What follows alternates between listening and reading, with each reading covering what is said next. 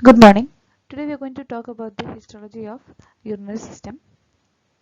The urinary system consists of a pair of kidneys, ureters, urinary bladder and urethra.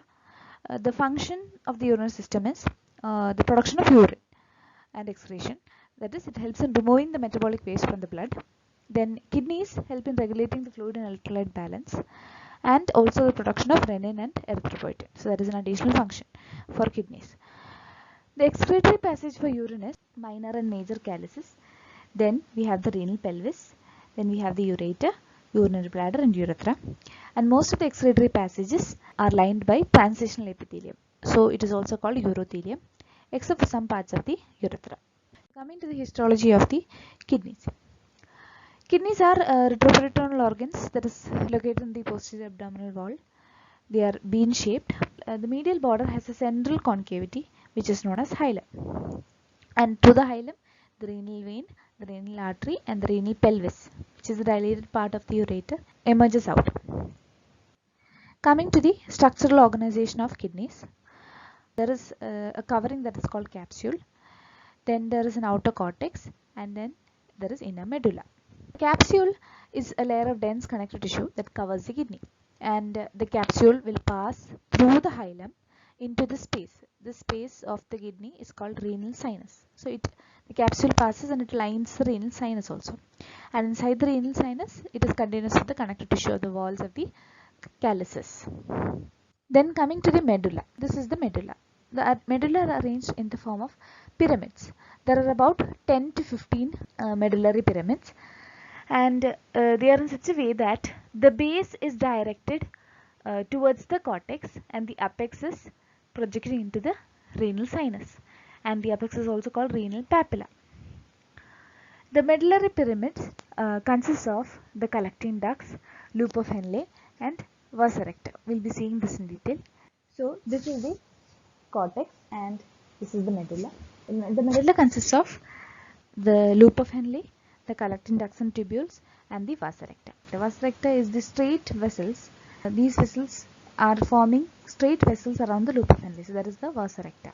This is the apex of the medullary pyramid, and through this renal papillae, numerous collecting ducts will pass and they are received by the funnel shaped minor calyces. Minor calyces will join to form the major calyx, and it will form the renal pelvis and it will become ureter at the lower border of kidney. So this is the pelviureteric junction. The renal pelvis is the upper dilated part of the ureter, and at the lower border of kidney it continues down as ureter. Now the cortex is present underneath the capsule. It consists of the renal corpuscles, PCT, BCT, medullary rays and interlobular vessels. So medullary rays is the thin projections of medulla from the bases of the medullary pyramid to the cortex. So this is the base of the medullary pyramid and this is the cortex. You can see some projections that is extending from the medulla into the cortex, and they are called medullary rays. And what does medullary rays consist of? It consists of the collecting ducts and tubules and also the straight parts of the nephron, that is the descending segment of proximal tubule and the ascending segment of distal tubule. So this is the cortex, this is the medulla. Okay, so this is the corticomedullary junction. Here you can see there is collecting ducts and tubules, and also you can see the descending part of proximal tubule and the ascending part of the distal tubule. So these are the straight parts of the nephron. So these straight parts of the nephron and the collecting duct and tubule are constituting the medullary rays, and it extends from the medulla into the cortex. So that is medullary rays. So in this diagram you can make out, this is the capsule, this is the cortex.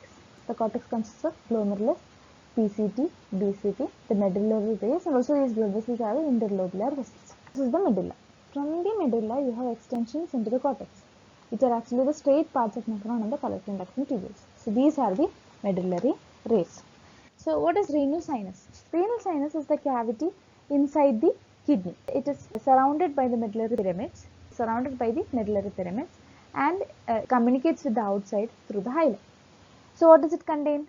It contains the renal blood vessels, the lymphatics, the fat, the minor calyces. So all these are contents of the renal sinus. So there is renal blood vessels, lymphatics, fat and the minor calyces. Then What is renal lobe? So renal lobe is one medullary pyramid and part of the cortex that is overlying it. So this is the renal lobe. What is renal lobule? Or renal lobule is also called cortical lobule. So it is that part of cortex that lies between the base of the pyramid and the surface of the kidney. So this area of the cortex.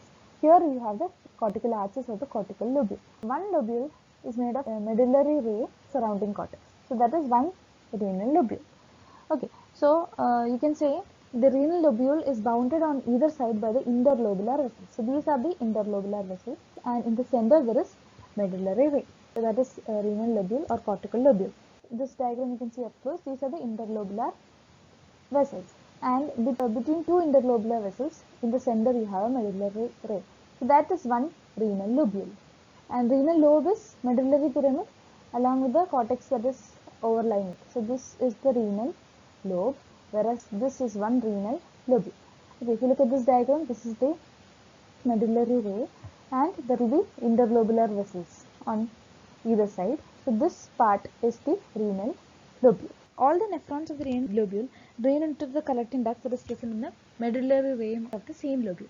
So if this is the medullary ray for this lobule, all the nephrons will drain into the collecting ducts and tubules of this medullary ray. Now what is renal column? So these are the renal column. That is the tissue that is lying between the adjacent pyramids. So that is also part of cortex and that is called renal column. So what is this? This is the renal lobe, a medullary pyramid with overlying cortex. So that is the renal lobe. This is a renal lobule, that is bounded on both the sides by the interlobular vessels, and in the center you will get one medullary ray, so that all the nephrons within this segment within one lobule will drain into that medullary ray. So this is a renal lobule. And what is this? This is the renal column. So that is part of cortex that is extending between the two adjacent pyramids. So these are some terms that you need to know. Coming to the microscopic structure. The kidney consists of three components, stroma and parenchyma, and there is a collecting system. So what is the stroma? Stroma is the capsule and the connective tissue. Okay, so you have the capsule, the connective tissue that supports the parenchyma. It is called interstitium. So there is the capsule and the interstitium. That is the stroma. Parenchyma is obviously the nephron, and the collecting system is the collecting tubules and the ducts. So there is stroma, parenchyma, and collecting system. Stroma is the capsule and the interstitium. The nephrons constitute the parenchyma, and the collecting tubules and ducts constitute the collecting system. Nephrons are the structural and the functional unit of the kidney, and it consists of the renal corpuscle and the tubule. Okay. So renal corpuscle consists of the Bowman's capsule and the glomerulus, and the rest of it, the PCT, the loop of Henle, and the DCT is the tubule. This is the corticomedullary junction. So this is the cortex, this is the medulla. You can see majority of the nephron is lying within the cortex. The renal corpuscle, the PCT, DCT is mostly lying in the cortex, and only a part of it is extending, the loop of Henle is extending into the medulla. So renal corpuscle, as we said, it is present in the cortex, and the renal corpuscle consists of a vascular pole and a urinary pole. So this is the renal corpuscle. It consists of the Bowman's capsule and the glomerulus, and there is a vascular pole and a urinary pole for the renal corpuscle. The vascular pole is where the afferent arteriole enters and the efferent arteriole leaves. This is the vascular pole, and urinary pole is opposite to that. That is where the PCT begins. So that is the urinary pole. And the Bowman's capsule is the blind beginning of the nephron. This is the beginning of the nephron, and it is invaginated by tuft of capillaries, that is forming a glomerulus. And how is this tuft of capillaries formed? The afferent arteriole enters the renal corpuscle through the vascular pole and divides into capillaries, and the capillaries will join to form the efferent arteriole, which leaves the glomerulus through the vascular pole. So that is how you get the tuft of capillaries, that is called glomerulus. The Bowman's capsule has got two layers. Okay, so it is the blind beginning of the nephron. It has got two layers. You can see this is one layer, this is the parietal layer. Outer layer is the parietal layer, and the inner layer is the visceral layer. And the space that can be seen between the parietal and the visceral layer is called the urinary space or the Bowman space. The parietal layer is made of single squamous epithelium that is resting on basement membrane, whereas the visceral layer is made of podocytes. You can appreciate in the schematic diagram. These are the podocytes. We will discuss all this in detail later. The space that is seen is called the urinary space or the Bowman space, And the two layers, the parietal layer and the visceral layer, run with each other at the vascular pole. And the function of the urine corpuscle is to help in the process of urine formation. And that is, urine formation begins as a filtrate of blood plasma. So the afferent arteriole brings the blood that has to be filtered. That filtrate is the urine that is initially formed. Coming to the tubule, there is the PCT, the loop of Henle, and the DCT. So the tubule consists of epithelial cells resting on a basal membrane, and this basal membrane is continuous with the basal membrane of the parietal layer of Bowman's capsule. It is the entire nephron is lined by epithelial cells. Of course, these epithelial cells lining varies in different parts of the tubules. It differs in PCT, the loop of Henle, DCT. So this will be studied in the coming slides. Okay, so first we will learn about the proximal convoluted tubule. It is the longest part of nephron. It begins from the Bowman's capsule till it continues as the loop of Henle, and it is present in the cortex. So this is how the PCT is drawn. If you take a section, histological section, this is how it will appear. So what is the lining epithelium? The lining epithelium is simple cuboidal epithelium. Okay, so it is lined by simple cuboidal epithelium, but there is microvilli in the luminal surface. Microvilli which are regularly arranged, and that is why it is called brush border appearance. So this is simple cuboidal epithelium with brush border. This is the schematic diagram, and this is the electron microscope view of one cell of PCT. You can see the regularly arranged microvilli forming the brush border. The microvilli are on the luminal surface, and the vertical striations can be seen near the base of the cell. Okay, that is produced by infoldings of the basal plasma membrane and numerous mitochondria that is lying longitudinally. So you can make out the mitochondria. This M is mitochondria that is lying longitudinally in between these vertical striations. And the presence of microvilli and the basal foldings helps in increasing the surface area for transport. The mitochondria supplies necessary ATP for transport of sodium by the sodium potassium ATPase across the basolateral region. What about the function of PCT? We will be learning this in detail in physiology. Most of the reabsorption takes place in the PCT. That is, about 75% of the glomerular filtrate is reabsorbed in the PCT, and it helps in the reabsorption of sodium, amino acids, glucose, chlorides, and bicarbonates. Okay, so all these things are absorbed in the PCT. Now coming to the loop of Henle. The loop of Henle is the U-shaped tube that is seen arising from the PCT, and it descends from the cortex into the medulla, and it returns back to the cortex and ends in DCT. So there is a descending limb and there is an ascending limb, and each limb has a thin and thick segment. So what are the parts of the loop of Henle? The thick part of descending limb, then there is thin part of descending limb, then there is the thin segment of ascending limb, and the thick segment of ascending limb. Okay, thus these are the four parts of the loop of Henle, and loop of Henle is also called ansa nephroni because of it's forming a loop. So the thick parts of the ascending and descending limb are lined by the simple cuboidal epithelium, whereas the thin part is lined by simple squamous epithelium. Now, what is the function of the loop of Henle? The loop of Henle helps in increasing the osmotic gradient in the medulla. So this gradient is important for the concentration of urine in the collecting ducts when it passes through the medulla. What is this? This is lined by simple squamous epithelium. So it's a thin segment of the loop of Henle, and this is lined by simple cuboidal epithelium. So that is thick segment of loop of Henle. Next we are moving on to DCT, the distal convoluted tubule, and it is also present in the cortex, and it is a continuation of the ascending limb of the loop of Henle as it returns to the cortex. This is how a DCT looks. So this is the DCT. It is also lined by simple cuboidal epithelium, but they do not have microvilli. Unlike the PCT, the cells of DCT do not have microvilli, and it is more pale staining as compared to the PCT. So this is a DCT, whereas this is the PCT. And also the cells of DCT, this is a DCT, the cells of DCT that is coming in close contact with the afferent arteriole of the glomerulus, they become compactly arranged columnar cells, which are called macula densa. This macula densa is a part of juxtaglomerular apparatus, and these cells are sensitive to the concentration of sodium ion in the filtrate in PCT. So this is the schematic diagram and the electron microscope view of one cell of the distal convoluted tubule. So this is also cuboidal cell, but the microvilli are few in number. They are not numerous or regularly arranged to form a brush border. And here also there are basal infoldings with the mitochondria vertically arranged. Coming to the function of the DCT helps in reabsorption of sodium. From the filtrate into the interstitium, and potassium and hydrogen is going to pass into the filtrate from the interstitium. All this is under the influence of aldosterone. The sodium Reaching the interstitium is reabsorbed into the systemic circulation through the peritubular capillaries. So there is no sodium loss in urine, and this function of DCT helps in maintaining the acid-base balance in the body. Now coming to the basic differences between DCT and PCT.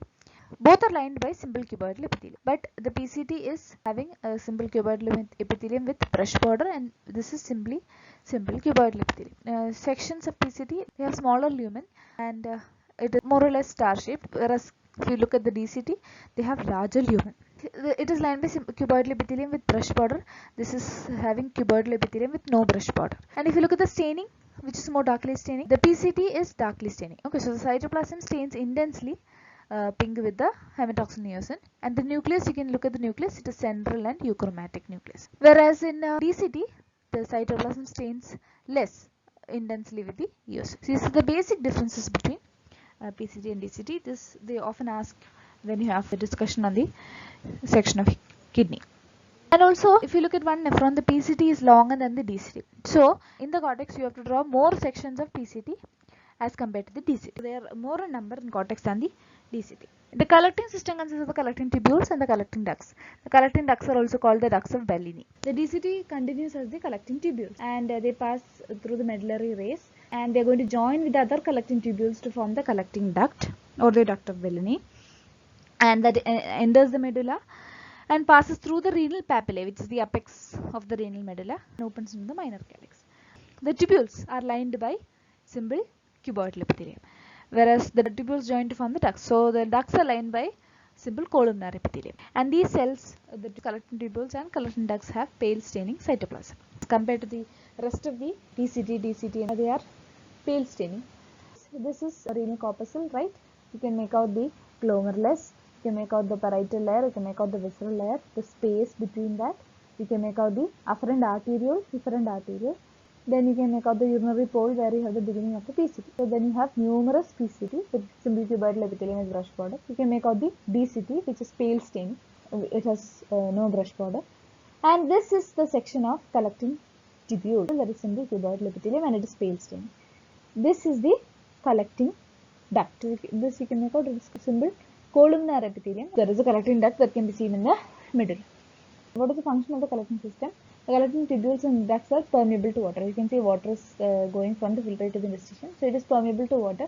So it helps in concentration of urine, or it helps in the formation of hypertonic urine. Due to the hyperosmotic gradient in the interstitium of medulla, the water will move out from the lumen of the tubule as it passes through the medulla. This is just to revise the entire thing. You have the nephron, that is consists of the renal corpuscle. Then you have the PCT in blue color. So this is a section, okay, that is simple cuboidal cells with brush border. Then we have the loop of Henle, okay, the thin segment and the thick segment. So the thick segment is simple cuboidal epithelium. The thin segment is simple squamous epithelium. And this is the vessels that is forming the vasa recta. These are the vessels that is forming vasa recta. Then coming to the DCT, continues upwards as the DCT. DCT is given in this light green color. It is simple cuboidal epithelium with no brush border, and it is paler staining as compared to PCT. Then the collecting tubules and the collecting ducts. So collecting tubules are lined by simple cuboidal epithelium, and collecting ducts are lined by the simple columnar epithelium. This diagram sums up what we learned till now. Interstitium, part of stroma, right? It is simply the connective tissue that is present around the renal parenchyma, and the interstitium is actually the space that is occupied between the glomerulus and the tubules and the ducts and the nerves and the vessels, and it conserves interstitial cells and matrix. So interstitium is less in the cortex and it is more in the middle. So there are two types of nephrons, that is these are the cortical nephrons and these are the juxtamedullary nephrons. So there are two types of nephrons. In cortical nephrons, renal corpuscle is seen in the cortex. And in juxtamedullary nephrons, here also the renal corpuscle is seen in the cortex, but they are closer to the medulla. And the loops are very long. They have very long loops of Henle. A majority of the nephrons are cortical nephrons. So cortical nephrons are more numerous than the juxtamedullary nephrons.